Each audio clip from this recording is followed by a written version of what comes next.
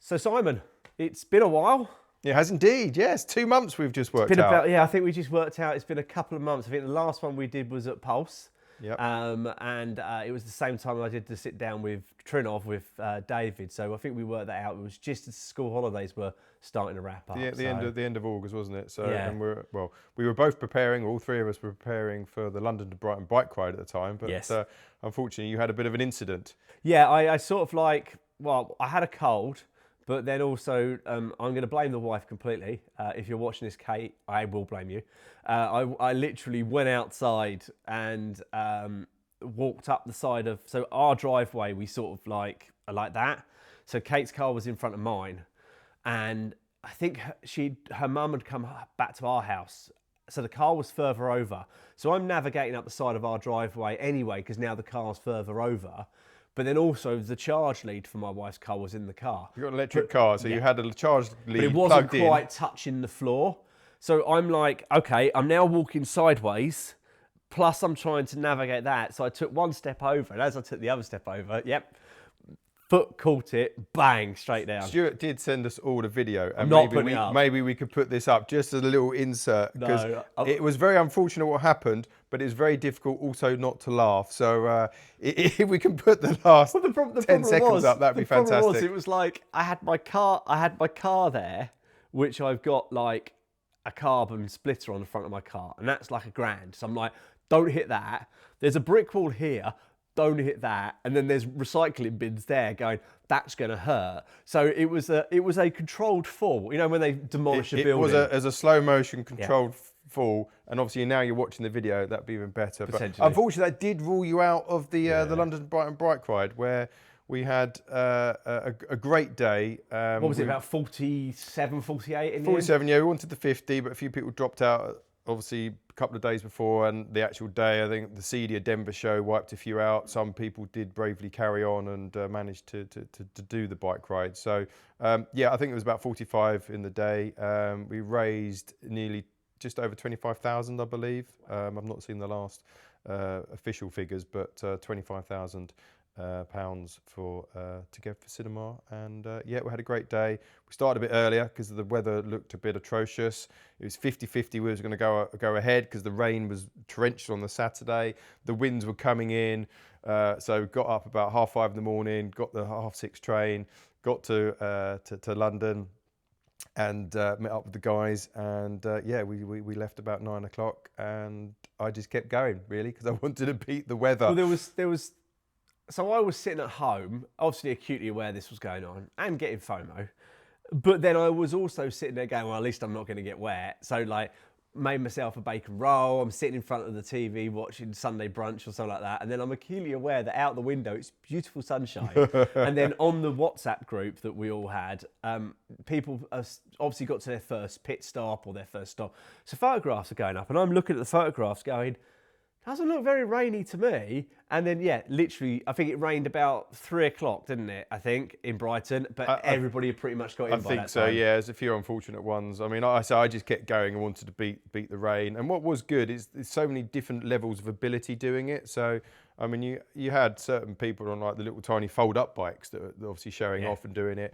As I was going up Ditchling Beacon, quite demoralisingly, somebody was coming down because clearly they'd already finished and then was cycling back to London. Or someone goes up Ditchling Beacon on a BMX, zigzagging. Yes. And you're on a multi-speed bike pushing because you just can't do it. Yeah, but Ditchling Beacon nearly finished me off. That's on the 47th mile. Kept going. I walked up that because I didn't know what to expect afterwards and whether I could finish because I'd never done that far before. 35 miles is the furthest I ever cycled.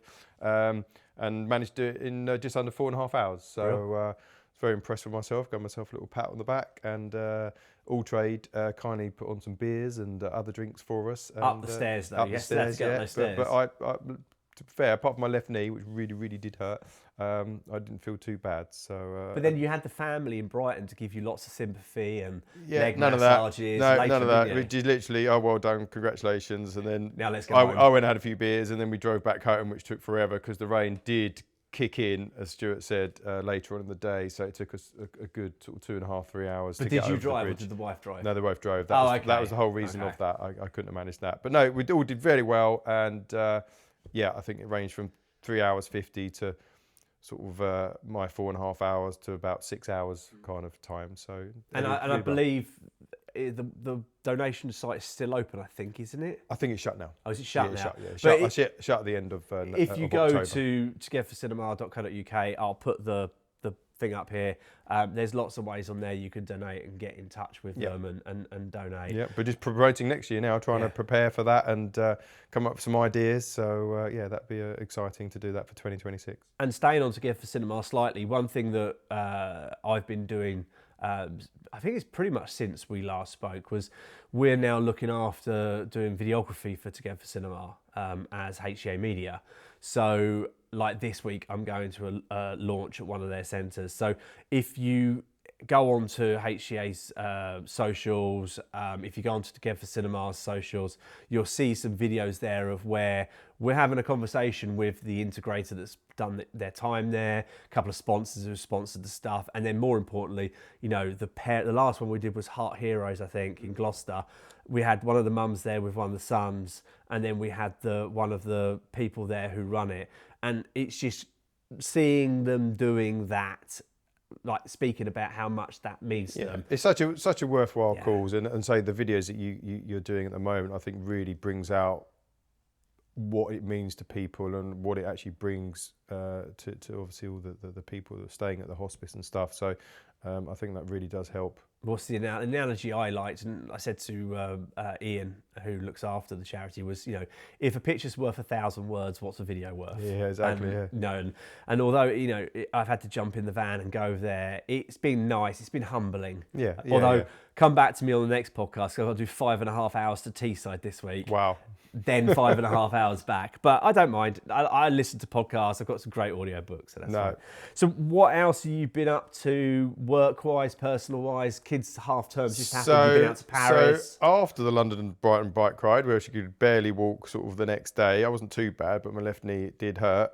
We had the Essential Install live show. Yeah. So, which is based in Farnborough. So, kindly a colleague drove me down there because my left knee wasn't really working. I saw you limping around. And the van is manual, so not automatic. So putting the clutch down was a bit too much. So yeah, that was a great couple of days. I think David's admitted that attendance was a bit down, but the quality of people going was really high. So I think the dealers really did appreciate the level of quality that was going to the show, and then you get a chance to speak to people, so which really helps, because you sort of go and see somebody you want to speak to, but they've got about 4 or 5 people around them. You're like, okay, I'll come back, and then inevitably you don't really come back, or you kind of get waylaid, or you got to go because you want to beat traffic. So I think for us, we did get to chat to a lot of people and get some really good one-on-one time. Also, we did the AWE tour again as well, which really helped. So we got to see all the different aspects of what was happening and what they're selling. So a really great 116-inch Hisense mini RGB TV, which was phenomenal. Literally, the brightness of it, the level of detail, the black levels was on par with LED, which I think I'll touch on a bit later. But it's going to come up in the news and in the topic of the month as well. But no, really good show. And then also you had the awards, which we entered. Will you be going anywhere with this by any chance? Yes, I am. Are you leading to something here, Simon? Reeling that in. So we entered for best media room under 50,000, and we won. Yeah. So happy with that. Wow House won above 50,000. We went below 50,000, which we were, and we won our one. So really happy with that. It's a Tudor building that we worked for a while on, and it was very in depth. Our Red Line helped us out with doing the Amina invisible speakers. So I think I've spoken about that before. We've got a local carpenter to do the media wall. The speaker's completely hidden, and it's really in keeping with the ethics of the room. We're at Steinway at the moment, so you can probably see the wooden beams and everything like that. So it's very much in keeping with that. You don't want to detract from the room. So you've got the lovely wooden beams, which obviously got here at Steinway and things, but it really is like a Tudor building and keeping with that, and Heritage England got involved, so we had to keep it pretty much minimalistic. So yeah, no, happy with it. We won that, so very chuffed. Yeah, congratulations. And as you said, our friends Dagesh at Nucleus won the over 50,000, which there's lots of videos around. If you go to HCA Media's channel, we've got the videos up there of that we did for them. What I liked about yours was that it was understated. Yeah, 100%. Yeah. Even Taking photos is quite difficult because you've got this lovely media wall and then Sony 98-inch telly, but everything else is hidden. Yeah. So you can't see the Velodyne subs in the wall because obviously they're hidden, and you can't see the Amina hidden speakers because they're hidden. So and you say, was it 96 inch? 98-inch Sony telly. It didn't even look like a 98 No, inch because TV. the media wall is massive. it's about 6 meters long, so it's pretty big. Congratulations. No, thank you. And as we record this, we've had announcements this morning that EI Live is moving to the NEC next year. Yep, so no longer at Farnborough, no longer down south. We've gone more middle of the country. So I think, as David Kitchener said on the podcast that's gone live this morning, if you look at Earth from a helicopter, obviously David's helicopter, Birmingham is jet, but hey, Birmingham is in the middle. So yeah, we're going EI Live to Birmingham next year, 2026. But then also combining that with ECN Live, so Electrical Contracting News Live. So that's a trade-only show, going to be up to about 150 exhibitors, but for both the electrical and the integrated market. So that'll be. I've never been to NEC, so I've heard it's a pretty decent venue. NEC's great, and apparently they've if you listen to the podcast, David said that they've built like a village with restaurants around the lake and things like that. Wow. So it is the sort of place. It only came out today, so even I've not even seen it. I mean, you've not watched my podcast not yet? No, I mean, not yet. It's 12 o'clock and it went live at 10 o'clock this morning. It's only just turned November. But no, so that will be cool. I mean, obviously, unfortunately, trade only, but I mean, we're certainly going to be up there. Hopefully, we'll do some video footage like we did with IC this year. So if you are a member of the public watching this, please keep an eye on this YouTube channel, because like we did with the ISE videos this year, and we'll do again next year, we're going to do some videos, some behind the scenes, the BTS of the exhibition. BTS, I like that. Thinking of building your dream home cinema? Don't know where to start? Start with the HCA. At the Home Cinema Alliance, we connect homeowners with the very best in the business. Our members are trusted designers, installers and technology experts who know how to turn any room into a breathtaking cinematic experience. Whether you're building from scratch or converting a spare room, our members are here to help you every step of the way. Visit our website to find your local member at homecinemalliance.co.uk. What else you've been up to? You've been working on your Raw 2 project, well, 3 project, but keeps them getting pushed back slightly. So there are 3 Lutron project that's still going. I think the electricians is put everything in, and we're just waiting to program that. So I think there's a few stock issues, but I think that's all in now. Just doing the engraving of the keypads. So obviously that's quite fundamentally important to get the correct terminology that the client can understand of what scenes they want to be set throughout the rest of the house. So Pulse has helped us out on those kind of scenarios. So yeah, that's going on.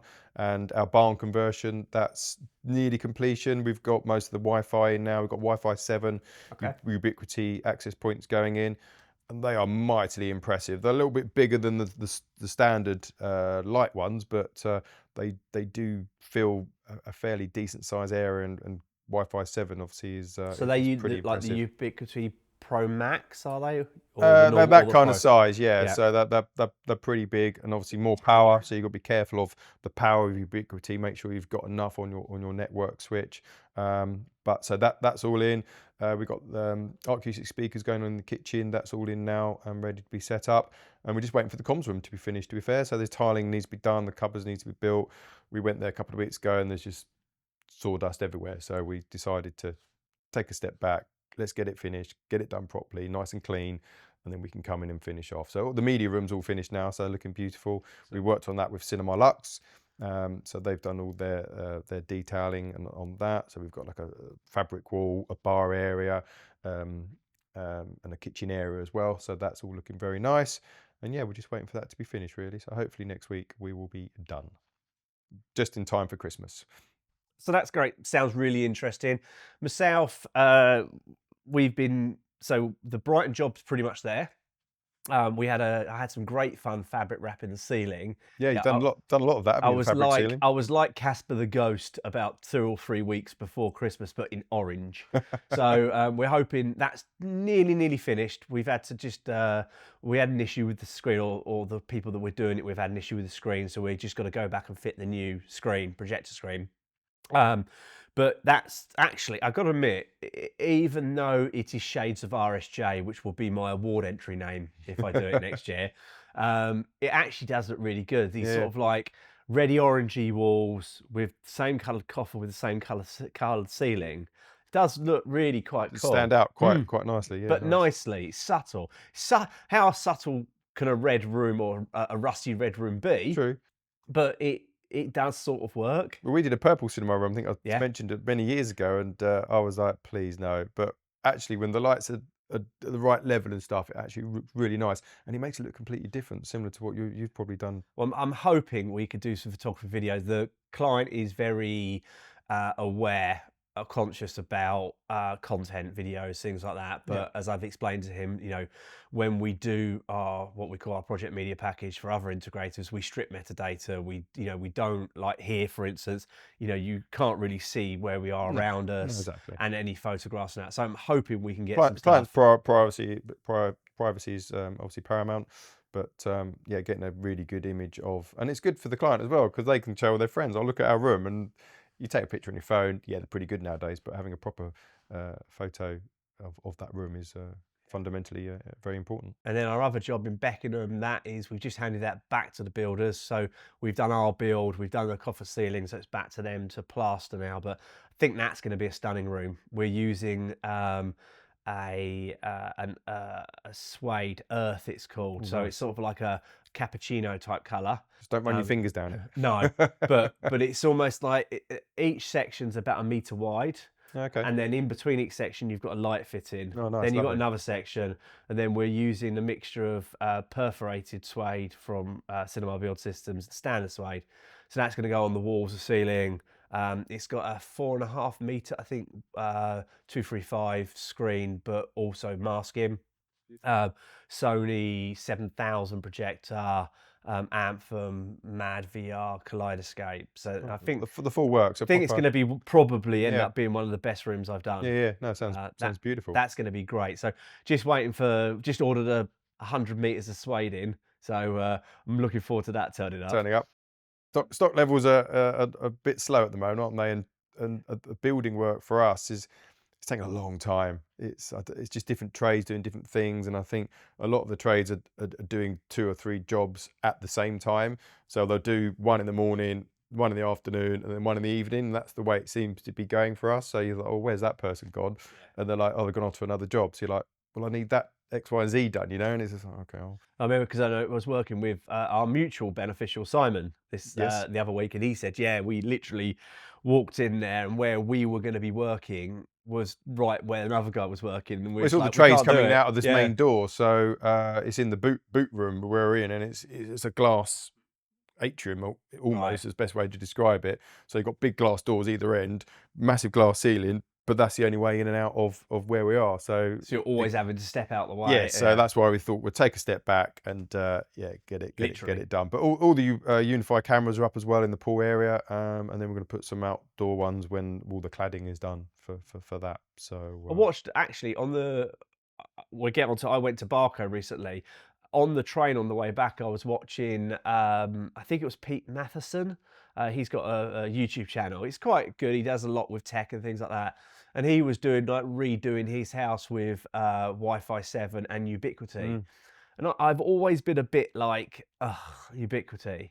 And then the job we're doing in Brighton, they actually took out another brand and they put in some Ubiquiti. And that actually got me to buy a couple to play with at my house, because I've just upgraded to 2.5 gig both ways with Zen. Customer code in the description if you want to get 25 quid voucher, I think it is. And I was actually watching this video, and he was like putting up new AI cameras and I got to admit, I was watching it going, do you know what? It's so it seems, I know it's not like Samsung 4K, it's not high-end video, but some of just the push notifications, someone's in your garden. And obviously for us as integrators, there's no margin in Unifi, but it does seem to be a very easy install. Yeah, and I think it's a bit more cost effective for the client, which I Yeah. think, especially in this day and age, is fundamentally very important. So we started off just doing the access points, which we do day in, day out, nice and easy. But to add, so the Unifi do Unifi Protect. So basically, from one unit, you can add lots of different other products to make it all work. So you've got the access points that we've got. We've done the cameras built on that, and also they've got some really cool doorbells. Okay. So literally, like all the other people have got those doorbells. They do a Unifi Pro doorbell, which is very sleek, very elegant. It's got a camera on there, so if somebody puts a parcel where the door is, it lights up. So when you come back, it lights up if the delivery driver's put it there where the parcel is. It's got a night vision, 2 megapixel vision night camera. It's all 4K as well, and just looks really slick. So yeah, well, we haven't installed that, but put the cables in. We actually got the wrong one because you can have one with power, which we didn't need power. We just needed a PoE. So we ordered the wrong ones. We had to get a PoE one. Because one's what USB-C, isn't it, or something like that? USB-C. Yeah. So the one we got was USB-C, but so we've pre-wired that as well. But now we've exchanged that for the proper PoE one, and we've got our Cat6 cable there that can plug directly into the back of the network switch. And under the umbrella, I suppose, best way of describing it, is the Unifi and the Unifi Protect, so we can get it all working in one solution. So if you've got that working with a Dream Machine, or yes, basically, yeah. So instead of having lots of different manufacturers and lots of different apps, I think is probably fundamentally, you're buying the Dream Machine, so you can add the cameras, whatever quality you want, whether you want the G4s, G5s, or G6s, and obviously the resolution gets higher and higher as the higher you go. So, but obviously you do need more power. So that's another thing to take into consideration, the amount of power that the 4K cameras need and the 4K doorbells needs. So that's what you've got to be careful of. Yeah, because I've got a smattering of Ring around my house, which I got the X line when they used to do the X line. Yep. So the X line was subscription free. That's it. Yep.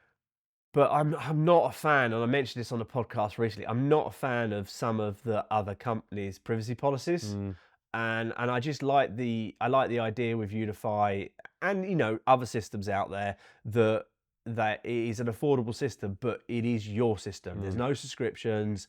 The data stays internal. You don't have to. It's just seems to be a So for the client, we've got the hard drive, so you can get 4 gig, 6 gig, you can get 1 terabyte if you wanted to. So obviously how many cameras you got in 4K. So I think we've got 5 cameras at 4K. That's 10 days worth of recording. Then it'll rewrite. Yeah, most people like about 10 days to 2 weeks, don't they? So yeah, I think so. So we spoke to the client. Well, how long do you want it for? You're going to go away 2, 3, 4 weeks, whatever. But they just decided for 10 weeks. 10 days was more than enough. So yeah, well, it might be one of those things. I am this Christmas, because we're November now. I'm trying to finish the little office to make it into a little studio, because I want to do things like this interest me. So I'm like, I want to try and do a little bit of a get a load of Unifi stuff and set it up. Yeah, that is cool. The cameras are really good. Yeah. I mean, the packaging was next level. And anything you wanted in the box, it was in the box. Different size rings, different size fittings. It was almost over the top. And even the Wi-Fi access points, the 7s, they are again very well packaged. Every single tool you can possibly want to get that installed properly in your property. But yeah, no, really good. Brilliant. Okay, well, I'll have a look at that. I might put some links below to some of the stuff you've used, just in case anybody wants to look at it. Say I've got a couple of Wi-Fi 7s, I think a Pro and a Max or something like that. It sounds like an iPhone at home to have a play with. So when I've got my new Zen broadband in, I'm getting me 2.5 gig both ways. I'm going to get those in as well. I went to Barco was it last week or the week before? I can't remember now. Everything blurs into one at the moment. You got personally invited, which was I had an email. It was very nice. Would you like to come to the global launch of Barco's new experience centre in Belgium? On the back of our videos and podcasts and everything. I'm hoping. So, yeah, no, I think that's really nice. I mean, as I said to you downstairs when we were talking to Skino, it was like, I got there and my badge had influencer written on it. And I'm like, not quite, but all right, I'll take that. Hanging out with the kids. But yeah, so I mean, obviously, shuttle's only 35 minutes from my house. So jumped in the car, drove over. So easy, isn't it? It's 25 minutes from my house to the hotel, which was about 10 minutes away from Barco. So got over there, lovely hotel, hit the steam room. As you can hear, unfortunately, you might hear me coughing on occasions. I'm just getting over a cold, which I've now given to my wife. But yeah, then went to Barco the next day. Oh my God, that place is just like... I've seen a few of the videos and photos you've shown. It looks very impressive, I have to say. It's amazing. A stunning place from the outside, the building. But then when you get inside, it's weird because it's like an Aladdin's cave in respects of you stand in there and it's a very big volume, empty building. But then when they start taking you around, you're like, so where is this? So we all sort of met up and we were chatting. I was chatting to some guys from like Trusted Reviews and What Hi-Fi and all that lot. And then we went upstairs and the CEO of Barco. So it's like a commercial building from the photos you've shown us, isn't it? I mean, it is their head office. Yeah. It's also their laboratory as well. So they did the opening, and then they took us into one room, which was like a bit sort of like, this is Barco, and like loads of TVs and projection, things like this. Then they took us into medical. That was amazing. They had almost like a circle split into thirds, and this room moved, and it was, they sat us down in front of a monitor which was glassless 3D, which you controlled this scan of a brain with the mouse, and you were sitting there and you could see the 3D scan of the person or whatever brain it was. Then they moved it again, and then they showed you what were the most amazing screens, which they then will look at things like when they do breast cancer screenings, things like that. The clarity of the screen is so good that they can find details that some screens can't.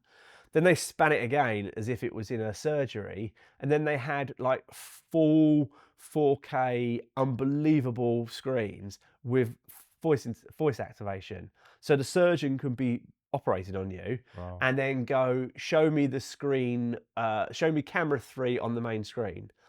And then, but they even got a service where they can go, can you text Peter, I need your help? So they can physically text. And this is what I found really surprising with Barco, is we know it for projection. 100%, yeah. I think a lot of people do, so they don't realise how much else they do. It's but it was amazing. When you went into these, and then afterwards they took us into a little bit more what we knew, which was an immersive room where the floor, the walls, and the ceiling. But they were talking about how they are, how they're working quite closely with museums, theme parks, and that was mind blowing. Then they took us into the private theatre, the residential private theatre. Which you'll see in the next few weeks. We'll put up a podcast I did with Bart at the time there. They had a projector at the back, which I can't remember the model name because they all used like Belgian type names, which you can't pronounce, like the city they were in. But this thing was in the room, yet it was given a brightness level which was stunning. And you know what we're like. Not that it takes a lot to impress us, but we're used to it. When we sit in the room and go, wouldn't pass certain CDR RP22 regulations, but when we look at that and go, oh my God, that's a bright screen. But the projector was there. And how big was this room? I think it was probably about 7x5. Right. But it was about 10 seats. It was a good sized room, nothing massive. Unlike the commercial theatre, which I'll put the video up now. Unfortunately, it is just me walking into the commercial theatre because I couldn't show anything that was on the screen. It's like a sort of grand reveal, isn't it? It was a 150 seat commercial cinema showing Barco HDR, and they showed us some clips from F1 and from the new Wicked 2 movie, which was on DCI, so you know, direct content to the projector. Annoyingly, I couldn't record it because of copyright, but oh my God. Wow. And I think they said it's, check it. It might be like the View in Leicester Square, but there's a couple of cinemas out there already that have got a Barco Got a HDR Barco in it. to this, yeah. Oh my God. It might actually get me back to a commercial cinema. Yeah, it makes you want to do that, doesn't it? And that's probably why they do it. But a proper Barco projector is, I mean, the brightness levels are out of this world, aren't they? Really. And that was brilliant. And then afterwards, they took us to probably, which, I mean, reading some LinkedIn posts. I mean, if you search Barco on like LinkedIn and the internet, you'll find some things that people read. But they took us then into the labs, and that was mind blowing. They took us into rooms where they test the frequency of the electrical interference the projector puts out, so it doesn't interfere with mobile phone signals, things like that. They then took us into another lab where they will put a projector in a chamber to see how it works or operates at altitude. Because obviously, if they're sending one to a client in Chile, they need to see how it works. They then took us into another room where the projectors are on 24/7. So you remember the old classic, you used to walk around IKEA and you saw the fake foot or sit pressing the chair. Yeah. And it shows you this chair's been pushed 300,000 times. Why are you trying to escape? So they do this with the projector, so they are on all the time. They have models that are connected to the internet, so they could be tested for IP control all the time. It's all the R&D, isn't it, that people don't see behind the curtain, as it were. But unless they do that, you're not going to get the end result of a Barco projector, are you? It needs all that to happen to get to that end result and get a phenomenal. Well, and the one they picture and did, quality. which they said they put on especially for us, which was they then opened up this door and they wheeled out this projector. And again, I think I got some video of it, and the projector had been chilled to -15. So then what they do is they bring it out, let the projector thaw, and then as it's thawing, they test it to make sure it's getting no electrical shorts. Because again, these are They traveling. had a projector called Thor, didn't they? Yeah, yeah, true. That's probably the last one I actually could pronounce the name to. Yeah. Because they obviously send them around the world. They obviously go, massive temperature fluctuations in shipping. But it was just everything from dropping the projectors, everything to they were testing. Because Barco's are pretty heavy projectors, aren't they? They are phenomenal, but they're pretty heavy projectors. They took us into one room. This will make you laugh. Took us into one room, which is a bit like an anechoic chamber. So you had the spikes coming out from the wall. I was one of the first people in the front of the queue to go in, or front row of people. So walk in there, and the guy goes, "Okay, so if you come in and stand this side, we'll show you what we're going to do." And this is where they were testing the electrical interference of it. And he said, "Please don't touch the walls." So of course, what did I want to do? Touch the walls. And I said, "Oh, great. Now you've told me I can't touch the walls. All I want to touch is the spiky wall, because is it hard? Is it soft?" Yeah. But I mean, yeah, hats off to Barco. I mean, thank you for inviting me. But that really opened my eyes. And that was just one day. That was one day. I Really great day. drove out there on a Thursday, Nice. one pretty much crammed day. Unfortunately, they took a load of people to this immersive church where they'd use some of the screens.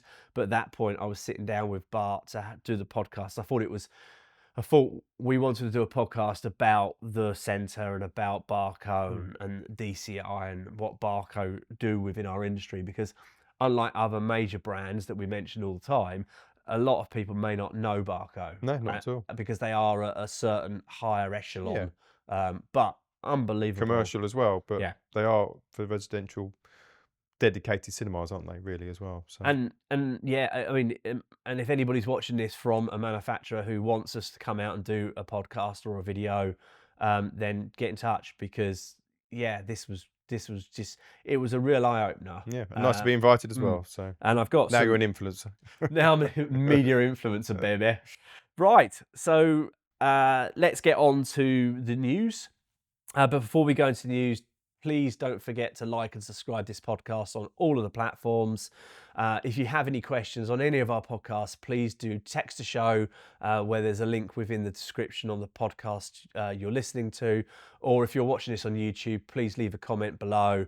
Comment on anything you may want us to see or to do to review. I want to start trying to get some reviews in as well. So please let us know how you're finding the podcast. If you're enjoying watching it, it does take quite a bit of an effort to get here. even though we're still in Essex, and do these podcasts. So please let us know, and please let us know what you would want us to do or want us to speak to. So going into the news, Si, the first story is with you, which is a OLED is on its way out, apparently.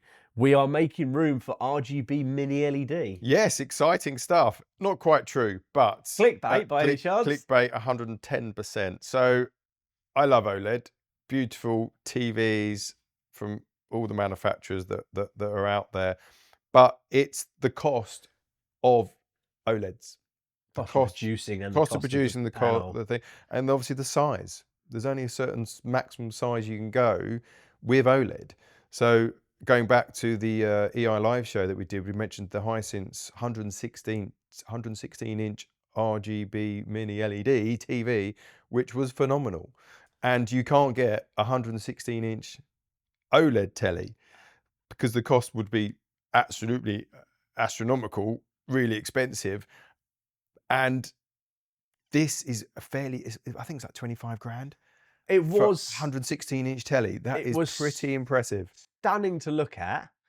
It was also, okay, can't really use the word thin because OLED's thin, but it was stunningly slender. When you looked, as all integrators do, when you looked round at the VESA fittings and how deep it was, my first thing was like, my God, this is only like 1.5 inches thick. Yeah, it wasn't as bad as I think we thought, but I mean, obviously it's fairly heavy at that size TV. But I say again, in this day and age, it's that cost of manufacturing.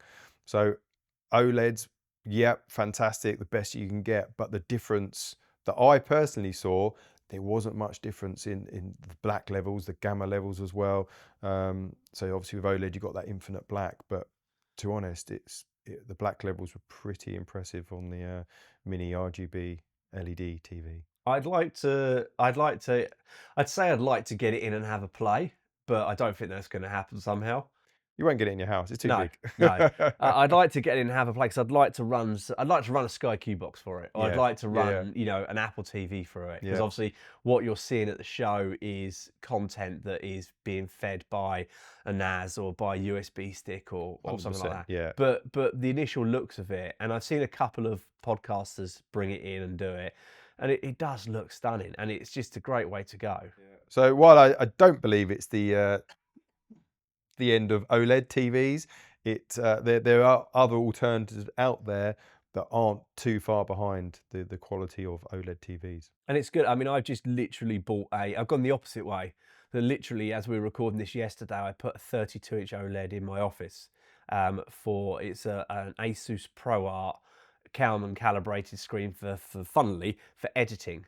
So it is literally calibrated. So I'm looking at Rec 709, I'm looking at the actual colors that I want to calibrate to or edit to. I mean, that was about a £1,600 OLED for a 32-inch. But again, that's stunning. So stunning that yesterday afternoon I got in my car, I drove to the office, I got the Xbox from the office, I brought the Xbox home, and now I know you're thinking, but don't you already have an Xbox at home, Stuart? Yes. But that one's on my 77-inch OLED. But this one is a 32-inch, 250 hertz, 4K OLED. Wow. So I was sitting So it's there. like a proper professional monitor, isn't it, really? Yeah. I mean, it's the same panel they use in like the £20,000, like I think it's a Sony or proper reference grade monitor. But it was absolutely stunning. So you're looking at 1,000 nits on that, or not? Can go up to. Yeah. Wow. But I mean, I was showing it to a friend of ours, Colts, and he was like, "Oh my God, on a photograph, that screen looks stunning." So I'm looking forward to playing some Call of Duty on it. This weekend I actually started playing Fortnite again. Oh wow! Because they got the Simpsons. Have they? Fortnite Simpsons, and I've been a Simpsons fan. And my friend used to record the Simpsons for me on VHS video. Because he had Sky, I didn't. And then give me the video. So, I mean, I think I've pretty much watched every Simpsons episode since it came out 33 years ago. However long ago it was, a long time ago. But no, I mean, but again, that's a stunning monitor. But yeah, I mean, I think, what is it? 83, I think, is the biggest size we could do with OLED at the moment. Yes. Yeah. So, but again, that's very expensive. So ridiculously. I mean, we've done a couple of LGs, and you've looked at the 83 OLED, and then you've looked at the 86 mini LED, and you're like, do the mini LED because it's so much cheaper, and you got an extra 3 inches. My next story is people might not have noticed, but a group by the name of Massimo was up for sale recently. The reason Massimo is quite important is that it included brands such as Bowser Wilkins, Denon, Marantz, Definitive Technology, Polk Audio, Hios, Class A, and Boston Acoustics. So recently that group, I mean, that used to be D&M Holdings, and then got sold, and then got, then Bowser Wilkins got bought into the group, and then ended up under Massimo. Massimo have now sold it, and thankfully they've sold it to Harman International, which is a Samsung company. Yep. So yes, you may look at it and go, oh my God, that's another speaker brand under another. So you've now got, JBL in the same group as Bowser Wilkins, but actually, at least it means that they're safe. Yeah, they're safe, and you're going to get that quality and reliability, which is paramount for somebody who wants to buy a product. You want it to be reliable. So the cost of manufacturing, as you say, that they're going to be safe. So all under one umbrella. I think it's a win-win for everybody, really. Well, and I did see in the story that was on Inside CI's website, they did sort of close it out by saying that they are being treated as separate entities, yes, they are, yeah. Which is good. So hopefully they will be left to do. I mean, you sort of see it in the gaming world a little bit. Microsoft bought Activision. Yeah, especially Microsoft nowadays. It's, but a lot of those people, I've just been playing Keeper, which is, if you've not played it, it's brilliant. It's about a lighthouse, right. But that is a studio. They're just left to do what they want. I can't remember the name of the studio now. It's really going to annoy me. I'll put it here. But they basically, that studio's just left to do what they want to do. And they come up with games like this. That's how you get the best results, isn't it? Which is now people are saying it's a game of the year. Yeah, really. So I love that's going to be a good one. Another story that I picked up on really just this morning, because I heard it on my way back on a podcast, I think it was yesterday or the day before, which was following on from our conversation about Freely a few weeks ago. A few months ago probably, which is the sort of free-to-air IP based. So again, if people didn't watch the last podcast, we had Freeview and FreeSat. Freeview via an aerial, FreeSat for a satellite dish. So that's where you could get your Channel 4s and your Channel 5s and your Daves and things like that completely free. They launched a service called Freely, which was IP based, which was mainly on TVs. They then said that was going to come to a box, so an IP-based box like an Apple TV type thing. Please release it on Apple TV. Now it looks like that Humax, the purveyor of all things PVR, are releasing a Freely PVR. Fantastic news, and Humax is pretty good. So hopefully it's going to be free-to-air, IP-based, but it's also going to be recordable, because I've had a couple of situations where I'd like to cut the cable, as the Americans say, and I'd like to get rid of SkyQ and just go cable-less or satellite-less. Yeah. But I just like this morning, I just like to be able to turn the TV on, bring up the planner, and just end up watching something that's on somewhere, like a Phil and Kirsty on Channel 4 at 4:30 in the morning, and rather than app jumping. And the other day, the Skybox went down again, and I ended up app jumping for a few days. And although I was fine, I just missed that. Or I wonder what's on things on. That's where Sky Q does come into its own. I mean, we've just gone to Sky Stream, but even that is a bit complicated, and we can't authorise. It says we're not authorised, and we can't get Netflix, and we can't get Paramount Plus, and we're not paying for it at the moment. So they're just trying to sort it out. But again, you're going back to that app-based thing. So you want to watch something, you want to catch up. It then goes back to that app that you're watching, like the Traitors or something like that. You're then going back to the BBC iPlayer app, so it then has to load up and then go through that. So it's a bit more cumbersome, methodical in my personal opinion, but it's a lot cheaper. So I'm not sure how it's going to work, but it'll be quite. No, Humax sounds good. It'll be good if you can have even if it's a hot jump or something like that. I mean, I know for a while there it was like BBC used to say, watch this from the beginning, and you press the green button and it opened the iPlayer and launched it. But if you could say, I suppose in a similar like we have with Kaleidoscape, if you could say, I want to watch the Traitors, download the Traitors and keep that on the drive for me, or so it literally, as soon as I press go, it goes. It's ready to go, yeah, rather than having to open up the app and go from there. And then load, and that's dependent on your broadband if your kids are playing Fortnite. Yeah. So my last story quickly, and actually leading into our topic of the month, is LG launch a magnet active micro LED TV. What's one of those when that is at home? So from what I can read is, and I'm going to read this because I only literally saw it earlier, LG Electronics reveal micro LED next generation large format display bringing professional grade visuals into luxury home cinemas. Featuring active matrix technology, Dolby Vision, the 136-inch 4K screen develops exceptional contrast, depth and clarity. So 136 inch. 136 it's launched now on the 21st of October in Korea. Will then reach key markets such as North America and Europe in due course. At the heart of the system is LG's A9 Ionic chip, processor, 6th generation chip. Build your house around the 136 inch TV. I can remember people saying about the, was it 155 inch Panasonic TV that they had at Plasma, maybe, Yeah. that they had in like Blue Water. And I remember our friends at AWE saying they were having to crane them into penthouses in Knightsbridge. Well, this is a bit lighter. A little bit, not a lot. Still ain't going to go through the door. No, you still got to hire a crane. Yeah. So, so again, that's another manufacturer bringing out another, no pricing yet. But yeah, I mean, it's, so what's that? The Hisense one was 20 odd grand, did we say? I think it's 25, Yeah. 116 inch. So what we reckon, what are we going to put our money on then? I'm going for something like 50, maybe I'm going 80. 80. I'm going, yeah.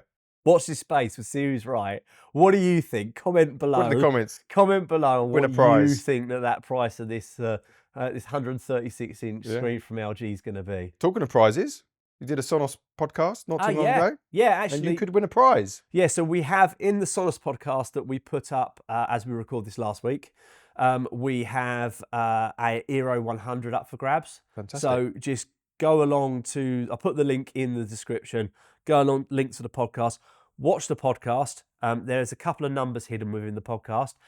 To be honest, they're not that well hidden. I haven't made it too difficult. But if you just follow it, we're going to run the competition just before Christmas. So what people got to do, put what numbers are actually on the video in the comments? Or? On the YouTube channel, Yep. Watch the video, find the numbers. It is very Sonos specific. So it's a Sonos specific number. Little hint there. Find those numbers, and then within the description, it tells you what to do. And basically that is just comment on the video and then click on the link and just give us your details, just so we know how to contact you. Because the problem is, on a podcast platform, we got no way of getting your details. On a YouTube platform, we still have got no way of getting your details. So if we say, put the numbers in the comments below, we can't get in contact with you. No. Because you can't direct message you. No. Unless we do it within the video, and then that is a bit not very private. So you do have to comment, and then within the link, put your comment ID and then basically the numbers and that, just so we can tie the two together. Perfect. And when does that expire? So we're going to expire it sort of maybe about a week or so before Christmas. Okay. And you'll get that product before Christmas? Hopefully, yes. Okay. Obviously, we can't. From Sonos? I have it. Stephen has given me, and thank you, Stephen, for doing this. I actually just put a couple of Eero 100s on my desk as well, next to my OLED TV. Wow. And I've got them as a stereo pair. Yeah. Because I could use a nice set of Kefs or a nice set of Steinways, but I'm not really listening to music up there. It was more just getting audio back and actually, a bit of gaming, things like that. Great speakers. So yeah, watch the Sonos YouTube video. Look for the codes. I mean, hell, I might even put the codes in here somewhere. You might even find it within this video somewhere as well. But yeah, so yes, you can win yourself an Eero 100, and hopefully we will get it to you before Christmas. Great Christmas present.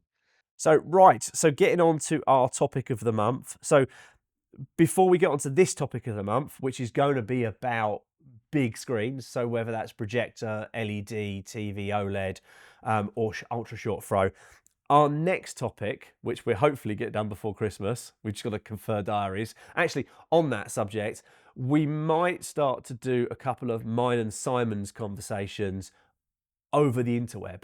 We may do. As the weather turns, it's not quite as easy to Yeah. get from A to B. So And also, we're running up to Christmas, which for our other businesses, it's a bit busy. we are very, very busy. So you might see a couple of our conversations done over Riverside or platforms like that. So let us know if that if you're okay with that. Would you rather us wait to do the conversations where we can do this with the camera set up, or are you happy just doing it over YouTube via streaming? We'll see how it goes. So the next topic of the month is going to be power of a demonstration.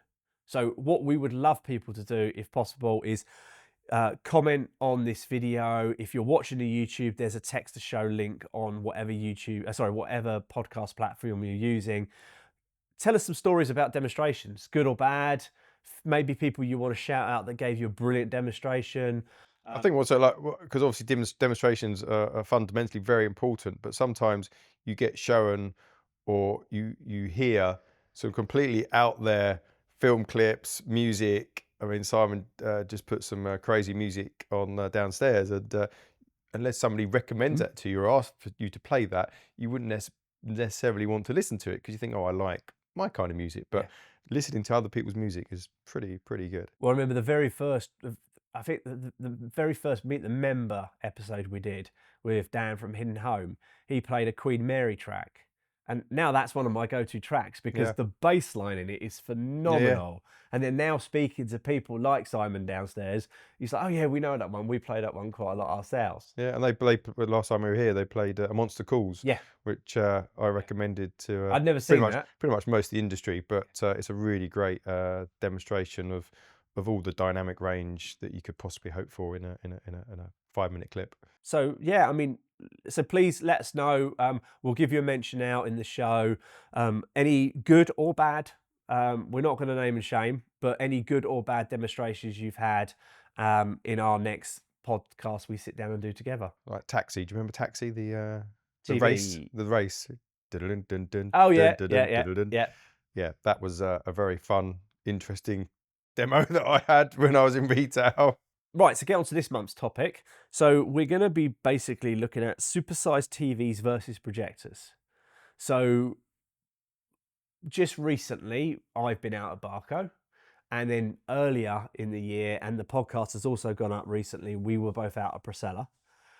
Both of those manufacturers have sort of like looked at the large format screen. So not so much the projector screen, because obviously the projector screen, you can get acoustically transparent and the speakers are behind the back of the screen.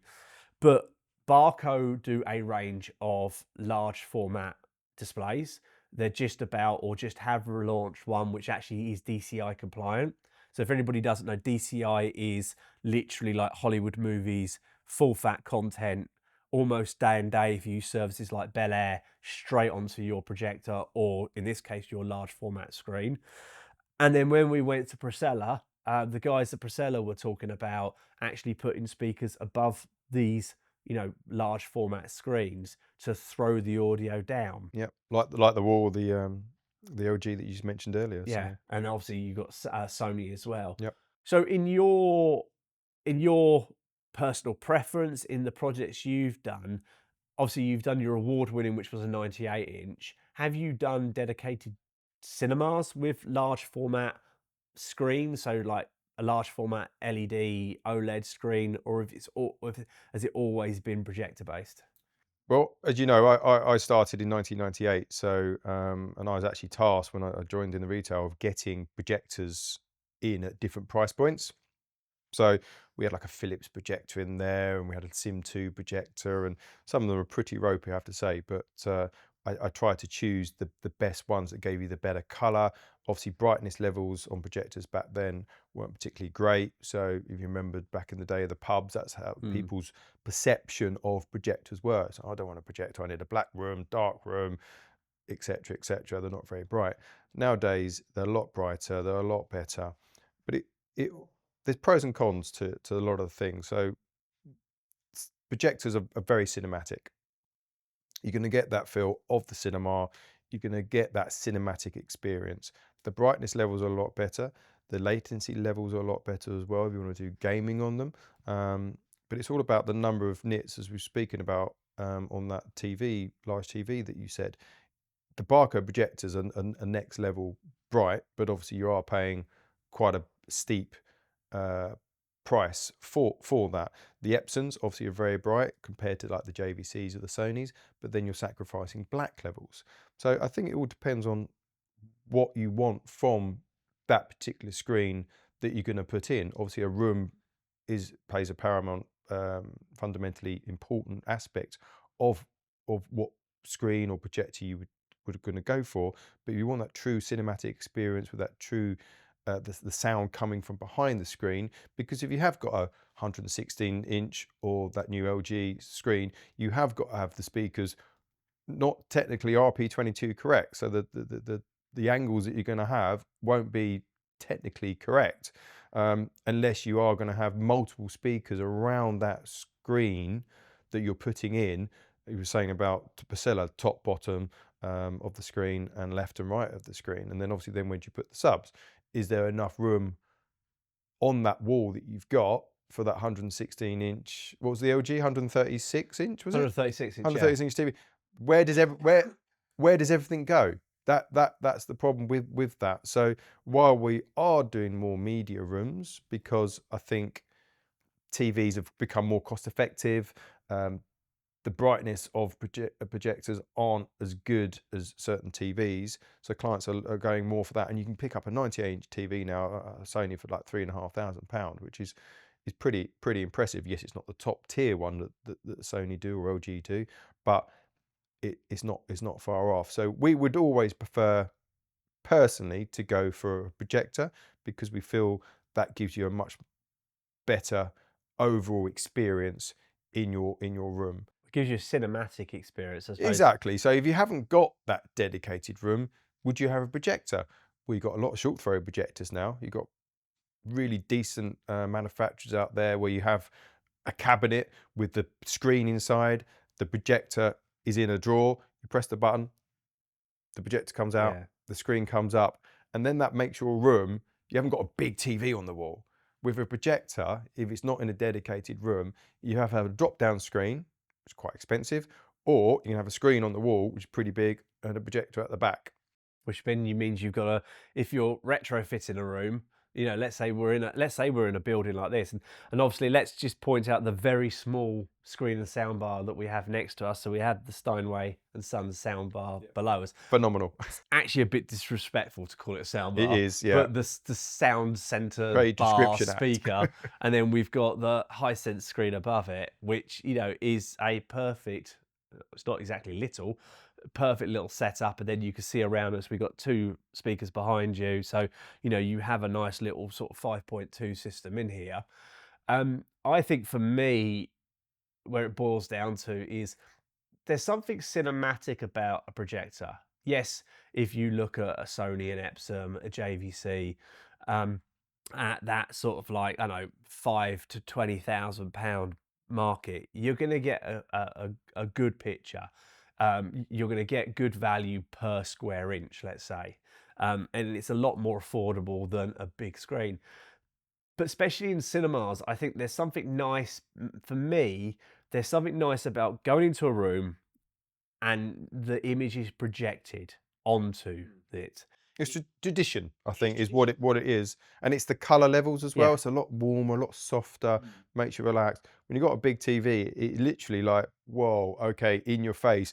And after watching a movie for 2 or 3 hours, sometimes, unless you've got the correct setting on that, like cinema setting or as the director intended settings, whatever they're called nowadays, it can be filmmaker mode. Thank you. It can be a bit in your face, you know, and it's not there to relax. You're like, whoa, okay, it's like going on a crazy ride on a fun fair. You want a nice, slow, methodical, and enjoy it rather than scary in seat your pants kind of scenario. And with projectors in general, especially obviously with the laser-based projectors, you don't have to worry so much about life now. You know, with the holy grail.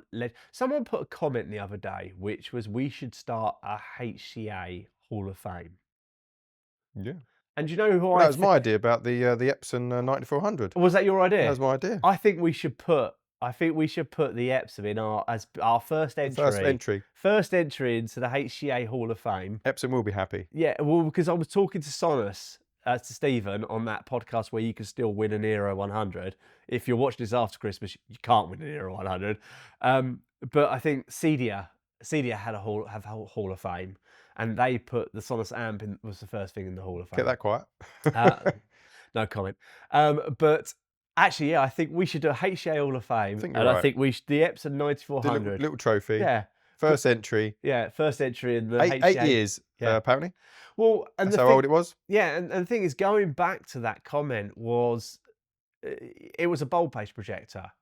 So as soon as you switch it on, it's a bit like me getting up in the morning. As soon as you get me up in the morning, I'm ready to go. Get me closer to 9 p.m. and I'm fading out big time.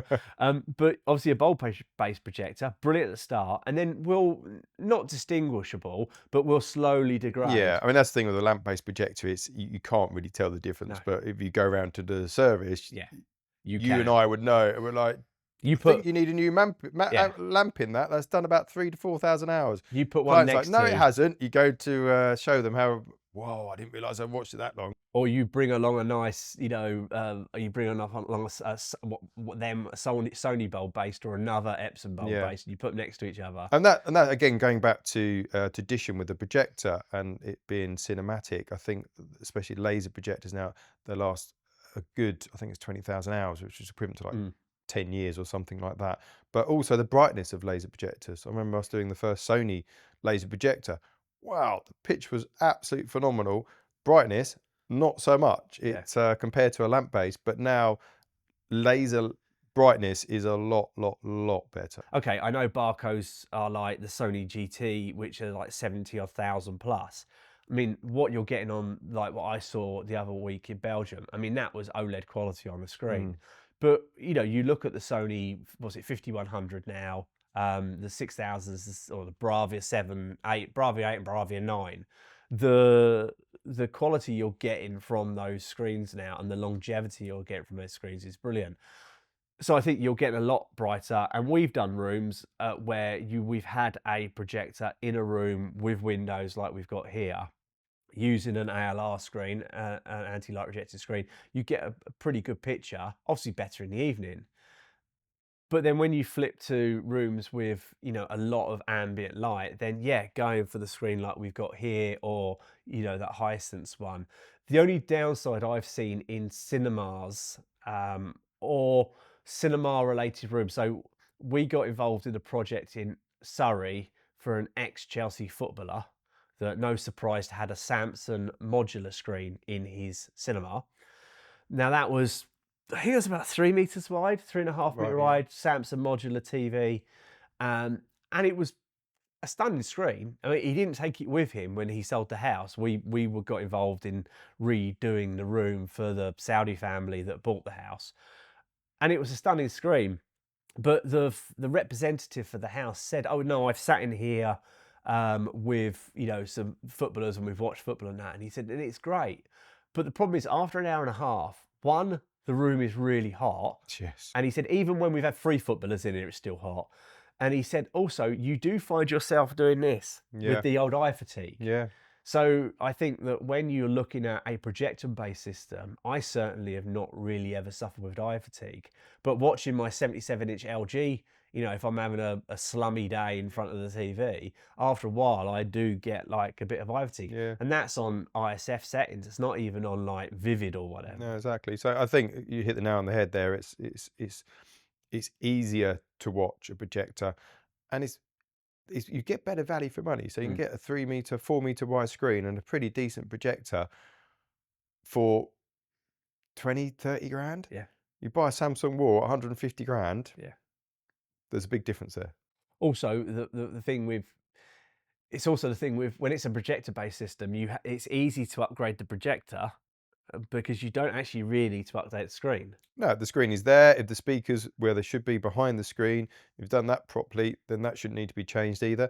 And as you say, all you got to do is change the projector, which is pretty easy. Just make sure that when your integrator or HCA member puts the projector in, the hole is big enough to take. I mean, I know I always look at... There is that. So if I'm putting in a Sony 5100, I'll always look at, right, okay, this customer's putting a 5100 in, which is a £5,000 screen or projector.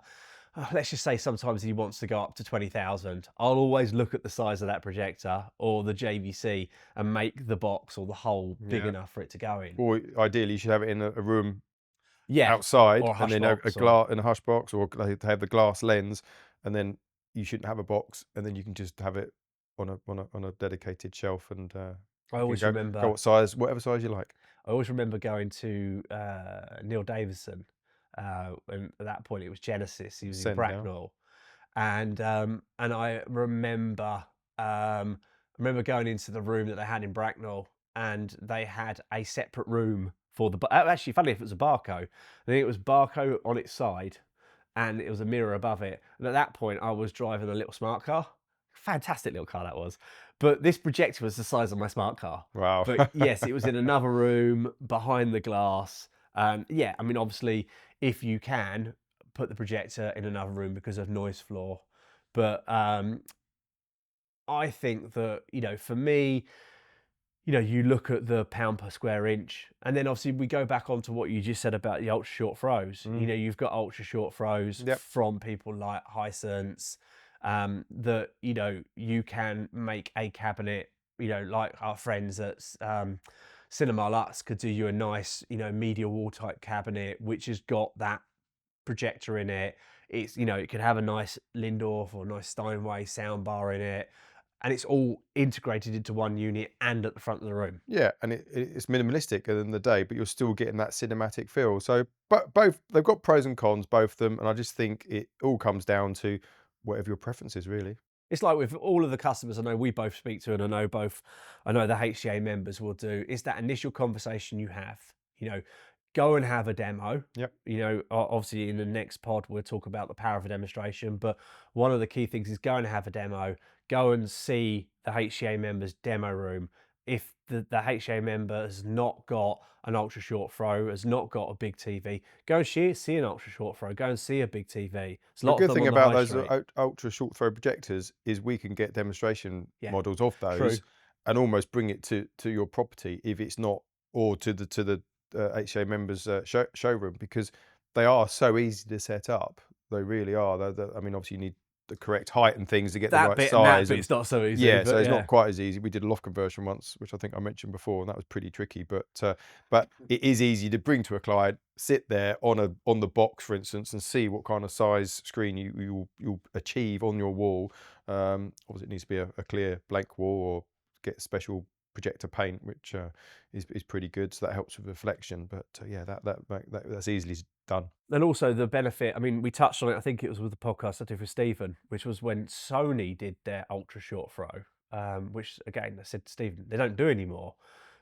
The also advantage is if you're watching this and you're renting, or you're living at home with your parents, or you're in temporary accommodation where you're waiting to buy a house. The good thing with an ultra short throw, especially if it's put into a cabinet, is it could be moved. I remember having a conversation with Stuart Tickle from AWE. I don't get the point of this. It was a Sony projector in a cabinet with a Sony sound system. And he just looked at me and went, this is for the person that is going to be renting a flat in central London, because it's 25 grand, central London. He shoves it up on the wall. He may work in the city, but he may then get relocated to New York, so he can take it with him. Yeah, and it's got all the apps built into it, hasn't it? So it does tick all the boxes. I mean, say we're talking about the ultra short throw, that our friends at Pulse have got the projector, which you can just sit to one side. It auto calibrates and puts it on the center, so you could have it on a table like here, and it will shoot on your screen. Was that the Hisense one? Was it? No, the Lycra. Oh, Lycra one. Yeah. But no, I mean, and again, they're good because if you are renting a property, yes, you're not going to get the best quality of it being beamed onto your wall, even if you use a white paint. But if you're not allowed to screw into the wall, then, or you can't do a cabinet with a screen that comes up from it, you can still get a good cinematic experience. Yeah, I didn't really consider that. If you are renting a property and putting a big TV up, you've got obviously the weight issue of the TV. You've got some pretty decent raw plugs going in there with pretty decent bolts. You've then got to repaint and redecorate before you go. So an extra short throw projector could tick all those boxes. So I think, sort of wrapping it up from our point of view, it's like, if you have the room, and the space to do a projector-based cinema room, I think that just gives you the better picture from a cinematic point of view. Yeah. If you're And more coming out into a media room lounge environment, then your world's your oyster. You can use a projector if you get away, but you remember you're going to get an effect on your contrast.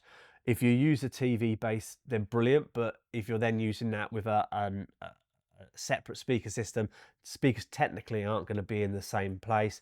But you also can use an ultra short throw, and a lot of the ultra short throw, as Stephen said to me the other day, have EARC out of them now. So you can take the audio out of the projector into, a standalone, system. Like, you could use a Lindorf processor with, using the EARC with a nice 2-channel system in it. Easily done. So no, it's anything's possible, but any HCA member will do a fantastic job on a projector-based system or a media room system. So and more importantly, they'll listen to what you're going to watch, and what your environment and your situation is. Yeah.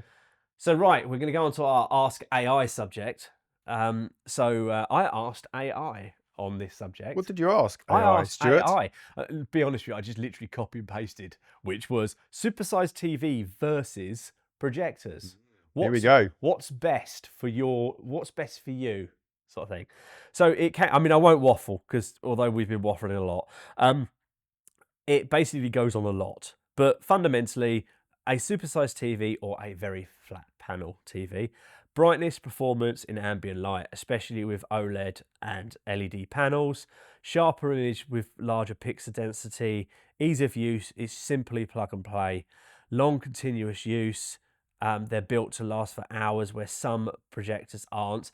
Not so much true anymore. Not with the laser, no. They do actually say here bulb based. Better in multi-purpose rooms, sound and integration into one unit. So cons, size limitations, cost. Some of the screens over 100 inches can be extremely expensive, bulky and hard to install. We did a 100-inch Sony once, and I can concur, very expensive, very bulky, very hard to install. Hats off to Future Automation, because we did use one of your brackets on a solid concrete wall. And that was the only time I've ever put a TV up and was slightly like, I don't want to let go of this. There's no point putting a big TV up, but it's not connected. That was 130. That was 130 kilos. That TV. Yeah. Yeah. Weight and space, larger panels, heavier. Fixed size, you can't easily scale up and down. I suppose that's a good point with a projector. Yeah. You could always, let's say you have a partner that doesn't want a screen the size of the wall, you can focus that projector on a smaller screen, let's say 100-inch, but then you could actually focus that projector on, a wider screen, or you could change your aspect ratio. So you could be 16:9, but if you find in this specific room you're mainly watching scope films, then you could actually put a scope screen in and get a wider image. Yeah. I mean, that's the thing with obviously TV-based systems. You will have the bars top and bottom. You've got that set size screen. I think I said before, we had a client and his dad would come down to visit, but didn't want it on a 3-meter wide screen. So at a touch of a button, he would press like dad mode almost, and it come up on the screen, but as a 60-inch telly. Okay. So just literally on the screen. And he liked watching it like that, rather than like, oh, hello. That's a good idea. I thought it was quite a good idea, to be honest. That's a good idea. So getting on to what projectors offer for you for supersized viewing. Like the word supersized. Much larger image, lower cost per inch, 100, 120, 150, even more sizes for less money overall, when compared with a compatible projector. It's kind of what we said, yeah. And at the end of the day, we live in a world where maybe we'll put in a £2,000, £3,000, £4,000 projector as an entry level, but you do have BenQ, Optima on a lower scale, Epsom even. Some of Epsom's business projectors still do a very good image. Yeah. Cinema style stroke immersive experience. A big projector image feels more like a movie theatre. Completely agree with that. Flexible screen size placement. You can adjust to your viewing habits without having to change the projector, where you would have to change the TV. Portability, adaptability. That was a hard one to say. Projectors can be moved, so you can easily move them from room to room or from property to property. Maybe. It's a short throw projector. I'm not sure if it's on your ceiling. You're not going to be moving that from and you got all the cables there as well. So sometimes AI doesn't get these things, do they? It has a lot of cons as well. So brightness and ambient light. Okay, yeah, I get that. Using an ambient light rejecting screen. Image quality trade-offs, contrast and blacks may not be equivalent to an OLED or mini OLED, a mini true. LED TV. Yeah, that's true. Setup complexity. You're having to deal with things like throw distances, lens shift, keystone correction, if the alignment isn't perfect. Keystone, not so much, I don't think, anymore. Not on laser, no. On lamp-based projectors, yes, horrendous, Yeah. but and you should never have done it. But sometimes you needed to. But on lasers, you don't get that issue. But that's why you get an HCA member to get it installed correctly, get it calibrated as well, and then you wouldn't have those issues. And if you Mr. are AI, and if you are ever getting a projector and you have the option to upspec for a mechanical lens shift, a mechanical zoom, take it. As a person that stood on top of a step like this with their fingers on top of the projection, trying to do two little tiddly wheels to basically Yep. get it to. we've got the came Sony the proverbial. 5000 in our demonstration room, and You have to do that with the the other 5000, day I had don't to you? go in there and then recalibrate it because it Yeah. was slightly out, which was annoying me. So I was like, right, back up there and adjusted everything again. So yeah, and I mean it goes on, but I think fundamentally it summarises. It's not actually too dissimilar to what we would say. There's a place for everything. Yeah, 100%. And there's no right or wrong answer to that. It's what your general preference is. But I think in the same way as you will buy a pair of speakers or you would buy a car, you know, speak to an expert, do your research, look at your viewing environment of what's going to work best, and actually then, yes, speak to a HCA member, a professional to see what would work, what would fit your budget, and, you know, what's going to give you many, many years of enjoyment. Yeah, yeah. And the other day we had International Home Cinema Day, didn't we? Yeah, we did. We had the soft launch. Yep, which is good. Which we had a few people pushing out there, which was quite good. But I'm full guns for the 26th of For October, next year. 2026, next year. We've been tentatively speaking to some people about opening up demo rooms Yep, across the world. So Yep, you'll what hopefully you want. see a bit more of a push on that. Probably when I have 2 weeks off over Christmas and I get fed up of spending the family. Exactly. after Got nothing else Boxing to Day. do, so push it for 2026. Exactly. So, right. Well, I think that's it. I think No, fantastic, we've yep. had our conversation. Yep. Thank you, Steinway, for having us. Yeah. Thanks to Simon for being here today. Charlie's off doing somewhere else. The facilities here are absolutely stunning. So, if you ever want to experience a Steinway and Sons or a Lindorf system, reach out to a HCA member, myself or Simon, and we can bring you along for a play. They've got. Upstairs where we are now is full Steinway. Downstairs they've got a Lindorf system, and then they've got a little room over there underneath the Steinway room, which is a mixture of both Lindorf and Steinway in a a good, I would say, affordable, realistic size cinema room. Yeah, not quite as scary as you think. Some of their products, but sound phenomenal, really do. Lots of free parking. Yes. Down some nice lanes in Essex, so Gated entry. we haven't got to worry about parking. We haven't got to worry about. No. Simon, especially himself, loves doing it on a Sunday morning. But yeah, no, definitely contact an HCA member and come on down and have a listen. It's well worth it. So yeah, thank you to Charlie and Simon for the hospitality here. Going out of the episode, anything else you want to say, or you talked out? No, I think we're all done. Yep, just the build up to Excellent. Christmas and getting ready. So if you're not booked in for an installation, you're probably too late. Yeah, as we said. So where can people find you? The new website's live now, isn't it? New website is live actually. Yeah, I forgot about that. So it's all up and running, looking nice. And obviously we can add different photos as and when. So yeah, cinemarooms.com or cinema-rooms.co.uk. And obviously we're all on the socials as well. Socials are the same, Yeah, really, aren't they? yeah, similar to yourself. Yeah, so you'll find me personally on most socials at Mr. Stuart Burgess. But yeah, Immersive Cinema Rooms on most socials.